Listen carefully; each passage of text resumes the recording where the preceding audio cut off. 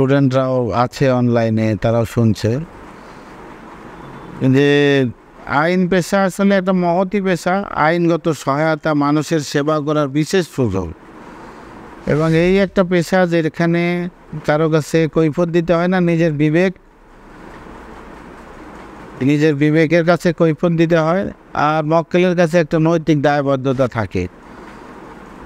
একজন ডাক্তার যেমন একটা চিকিৎসা দিয়ে একটা রোগীকে বাঁচায়, একজন মানুষ আইনগত সহায়তা দিয়ে তার জমি রক্ষা করা, তার চাকরি রক্ষা করা। আবার ফৌজদারি যে মামলাগুলো আছে সেইগুলা, ফৌজদারি মামলা অনেকে ভুল বুঝে, আমাদের আইনজীবীরা সহ কিছু সাধারণ মানুষ, ইভেন যারা কিছু উচ্চশিক্ষিত মানুষ ভুল বোঝে যে আইনজীবীরা মিথ্যার উপরে আশ্রয় করে। এইটা ঠিক না, একেবারেই ঠিক না। এটা এই জন্য ঠিক না যে কে কতটুকু অপরাধী, আসলে অপরাধী কি না। আইনগত সাহায্য পাওয়ার মানে হচ্ছে যে এমন সময় আমাদের দেশে দেখা যায় যে প্রচুর একটা লোকের বিরুদ্ধে আমার ক্ষোভ আছে, তাকে দিলাম একটা মার্ডার কেসে ঢোকাইয়া, বা ডাকাতি গেছে, বা দেখা যাচ্ছে হাজব্যান্ডের বিরুদ্ধে ওয়াইফের ক্ষোভ, সেটা যৌতুক আইনে একটা মামলা দিয়ে দিল, অথবা নারী শিশু আইনে দিয়ে দিল, অথবা মোহরানা ওয়াইফরা স্বামীর কাছে চাইতেই পারে, যে কোনো সময় চাইতে পারে। এটা বিবাহ থাকা অবস্থায় স্ত্রীর দাবি, সেই দিকে আমি যাচ্ছি না। তো তাহলে এই যে মিথ্যা মামলা থেকে একটা লোককে বাঁচানো, এটা কিন্তু কম কথা না।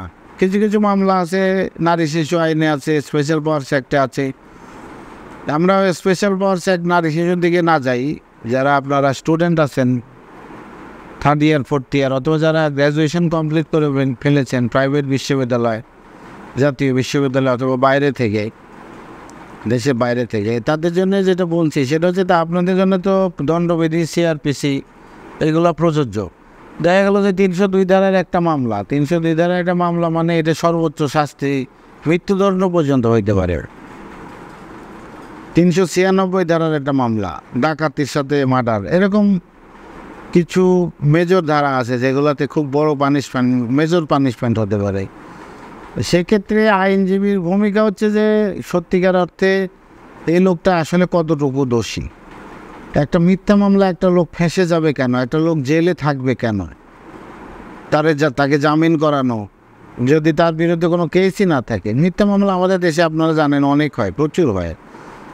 যাই হোক, যেটা বলছিলাম যে মহতি পেশা এই কারণে যে এটা আপনি সমাজসেবার যেমন একটা অংশ, আইনগত সহায়তা দেওয়ার একটা অংশ।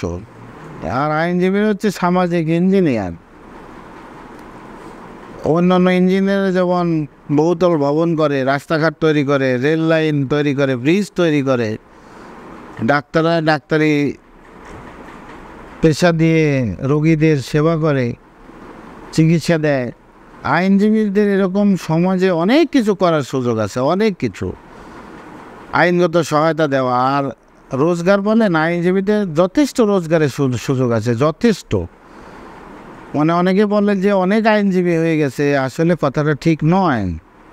অনেক আইনজীবী হইলেও যারা যোগ্য তারা টিকে থাকবে, সার্ভাইভাল অফ দ্য ফিটেস্ট।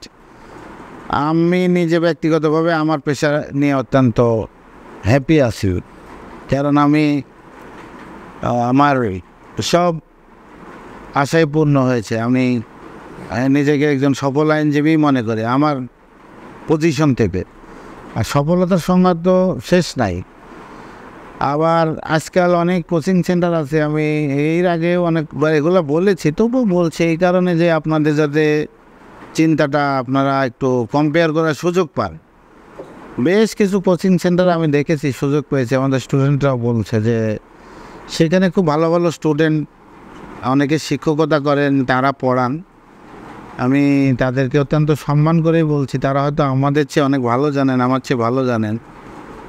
আর তারা এগুলা মুখস্থ করান। অনেক স্টুডেন্ট আমার কাছে বলেছে যে মুখস্থ করে আসলে হয় না। আর আমরা যেটা করি আমাদের এই প্রোগ্রাম থেকে, আমাদের সাথে আরও মেন্টরস আছে, তারা ক্লাস নেন, আপনার ভবিষ্যতে দেখবেন তাদের। বারাট লফারাও আছে, এবার আমার অন্যান্য আইনজীবী সহকর্মী তারাও আছে। সামনে হয়তো আমরা এটা আরও পরিধি বাড়াবো। যাতে সত্যিকারে যারা আইন পেশাকে ভালোবাসে, আইন পেশাকে যারা মহতী পেশা হিসেবে গ্রহণ করতে চায়, তাদের জন্য আমাদের সব সময় সহযোগিতার হাত থাকবে।